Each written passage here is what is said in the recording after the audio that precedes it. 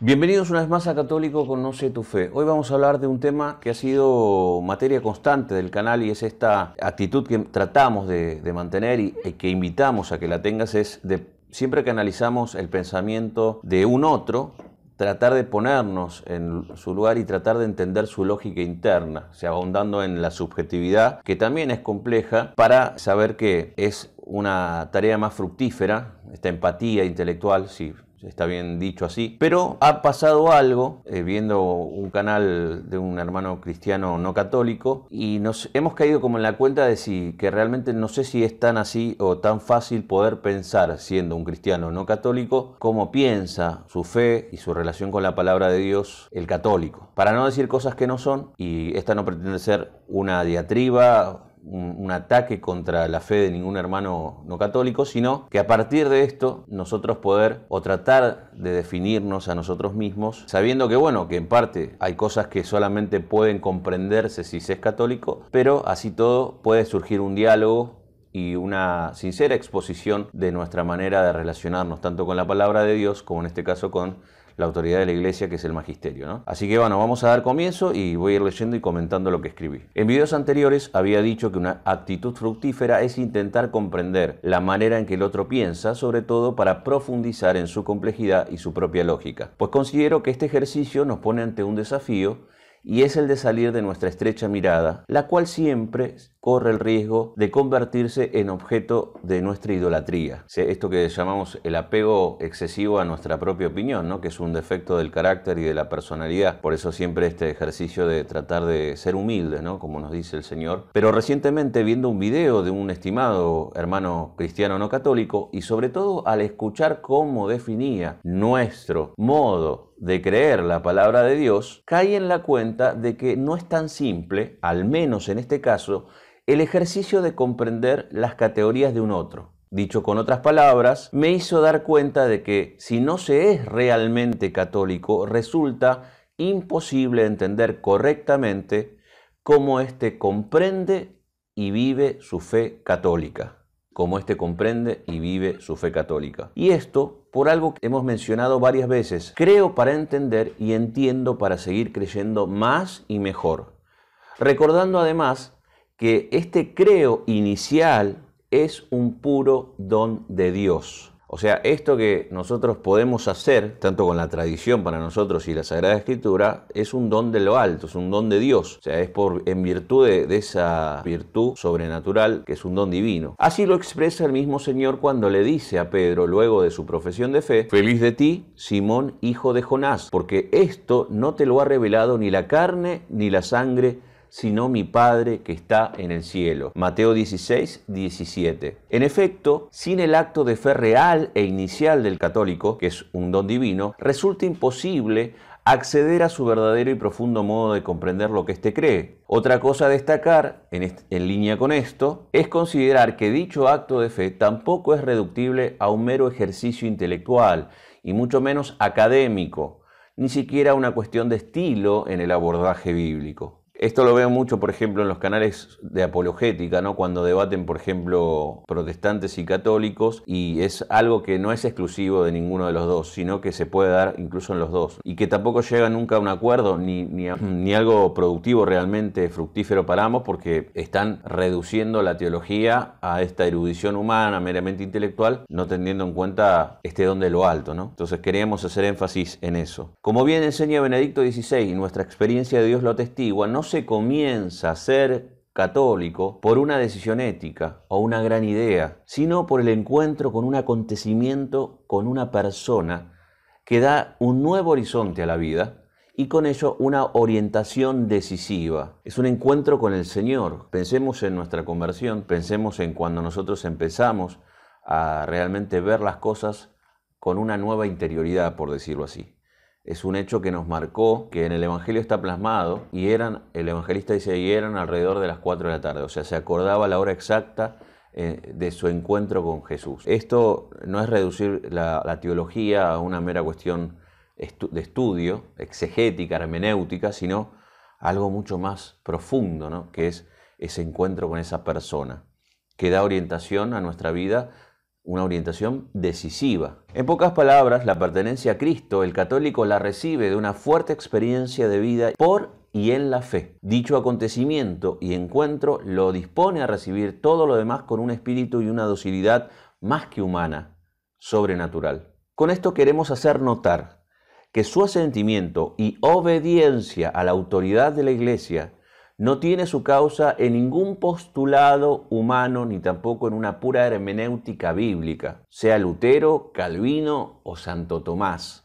O sea, son hombres y tienen un modo de razonar y de interpretar que es humano, pero esto es una cuestión que sobrepasa lo meramente intelectual y humano. O sea, no tiene que ver con una inquina o un encono contra Calvino, Lutero o cualquier otro cristiano ya no católico, sino con una cuestión que nos excede a todos, no me incluyo, a todos. Por tanto, consideramos que cualquier cristiano no católico que intente definir el acto de fe del católico o su relación con el depósito de la fe a través de la autoridad del magisterio, desde su mera humanidad o incluso desde su diversa experiencia confesional, no puede más que errar en dichas definiciones, pues no cree lo que cree el católico y por ende no puede entender a cabalidad como éste entiende y vive su fe. Aquí no hay vueltas, se debe creer para entender, no al revés. Ya lo hemos dicho, creer católicamente es un don de lo alto. Por otra parte, además de esto, debemos amplificar nuestra experiencia y concepción del mismo acto de fe. Y esto vale para católicos y cristianos no católicos, para ambos, ¿sí? Reconociendo que es ante todo un camino, pues la naturaleza de la fe no es tal que a partir de un momento determinado se pueda decir, yo la tengo, otros no. La fe sigue siendo un camino. A lo largo de nuestra vida sigue siendo un viaje y por tanto la fe siempre está amenazada y en peligro. Por eso la fe como un camino del cristiano, como un camino. No puede decir yo la tengo, otros no, porque esa es soberbia solapada y ya no sería fe. ¿Sí? Por eso la naturaleza de la fe es tal que no se puede decir yo la tengo, otros no. Pues eso no es fe, es un don. Pero para seguir con el hecho que motivó esta reflexión, veamos lo que dice nuestro hermano cristiano no católico en parte de su video cuando se refiere a nuestra aparente relación con la palabra de Dios. Digo aparente porque no lo es. Dice así nuestro hermano: vos, católico, no estás obligado a interpretar las cosas por vos mismo, sino que es el magisterio el que las interpreta por vos. Aquí podemos ver la primera dificultad, que plantea no creer y por ende no poder entender la fe del católico. Nosotros no interpretamos la Escritura, sino que recibimos su enseñanza bajo la guía de sus custodios, que son los sucesores de los apóstoles. Nuestra forma de recibir la palabra de Dios es mediante su iglesia, según el propio designio de su fundador, que es nuestro Señor Jesucristo. O sea, nosotros creemos que es Cristo quien puso estas reglas, no el Papa, o no Pedro, o sus sucesores. Cristo. Y obviamente no creemos solamente en lo que está escrito en la Biblia, sino en la tradición, que son una fuente común para nosotros. Esto es lo más importante. No tenemos problemas con esto, ya que para nosotros la no sospecha, porque el hermano hablaba, ¿no? Esto de la sospecha, esto de la crítica, ¿no? De poner, o sea, hablaba de cuando Pablo y Silas predican a los cristianos de Berea, que estos de Berea iban a ver y a corroborar en la Escritura lo que habían recibido de viva voz. Entonces como que esta es la actitud. Pero sacando de lado eso, nosotros estamos en lo que para nosotros es, ¿no? O sea, la no sospecha, o sea, la confianza en la enseñanza de la legítima autoridad de la Iglesia no supone credulidad, sino, como hemos dicho, un don de lo alto. O sea, el hecho de nosotros confiar en la exposición, en la enseñanza del magisterio, no es sinónimo de credulidad para nosotros, sino una gracia, un don de lo alto. En otras palabras, que un católico confíe en el magisterio católico no es sinónimo de falta de discernimiento propio, de ingenuidad, mucho menos de ignorancia, sino de gracia, de don del Espíritu. Por eso, nuestra confianza en la Iglesia y más concretamente en nuestros legítimos pastores no es puramente natural, sino sobrenatural, pues proviene de la vida que es Cristo. En Él somos, nos movemos y existimos. Todo esto nos lleva a una hermosa consideración y es el papel de Dios en nuestra vida de fe, pero sobre todo a través de su comunidad, la iglesia. Esta experiencia de comunidad, de sentirme parte de la comunidad de creyentes, que todos alabamos y adoramos al mismo Señor, no solamente con el intelecto, sino con la vida y con el corazón. ¿Sí? Somos interpelados por ese amor, esa misericordia que Él nos tiene todo el tiempo y sentimos ese amor en lo más profundo de nuestra vida eclesial, de nuestra vida en comunidad.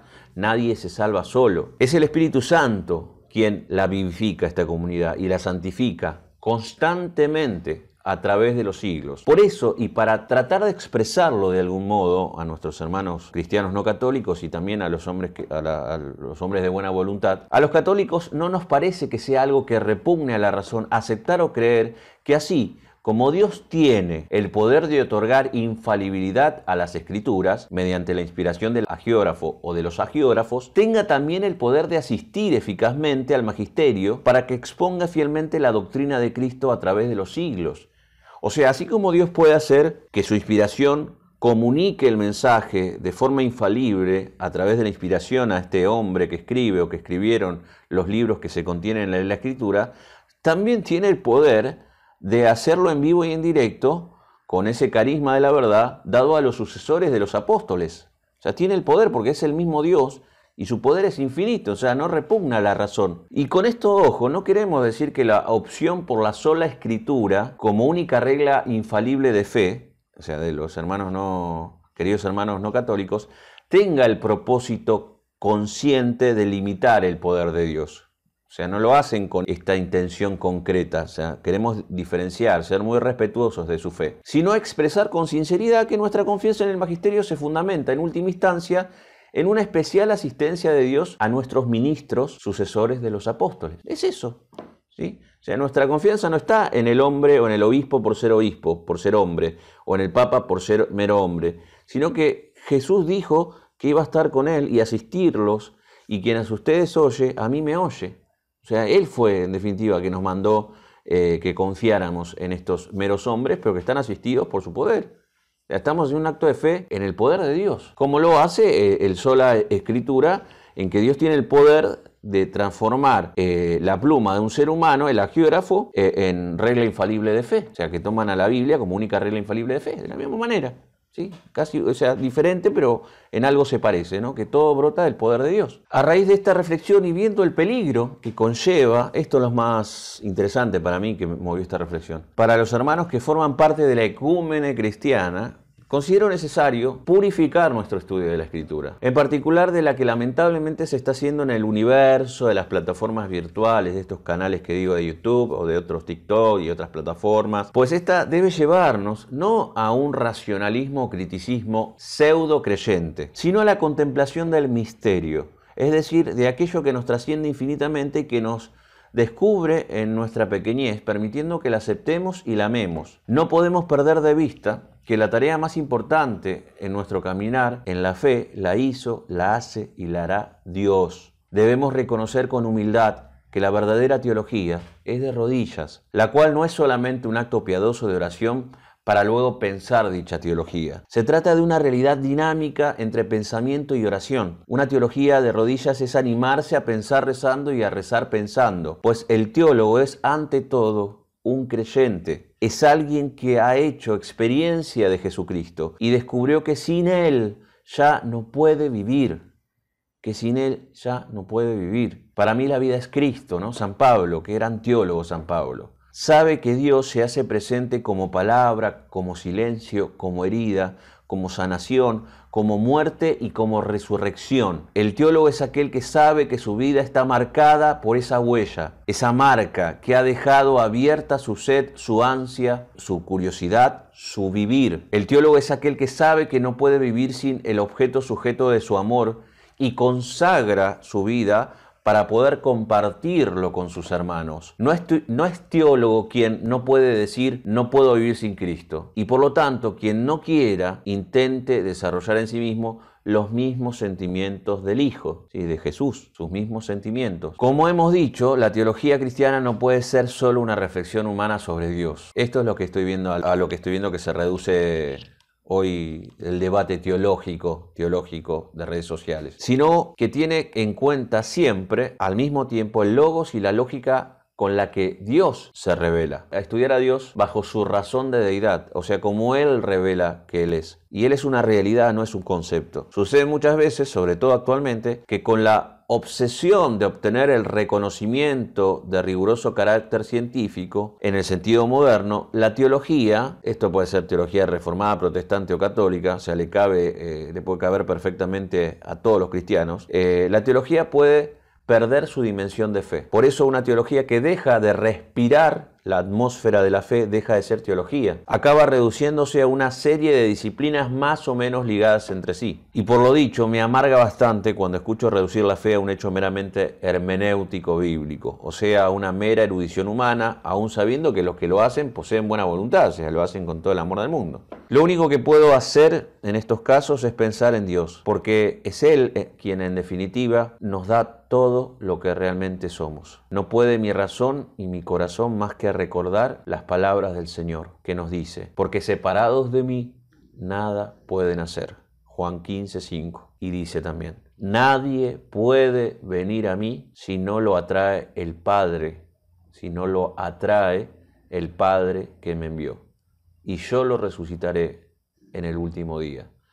Juan 6:44. Por eso, queridos hermanos católicos y cristianos no católicos, pidamos a Dios la gracia de vivir de tal modo que sintamos que nadie puede tener la verdad. Es la verdad la que nos posee, es algo vivo. Nosotros no la poseemos, sino que somos aferrados por ella. Como les digo siempre, gracias por estar. Dios los bendiga y hasta otra vez.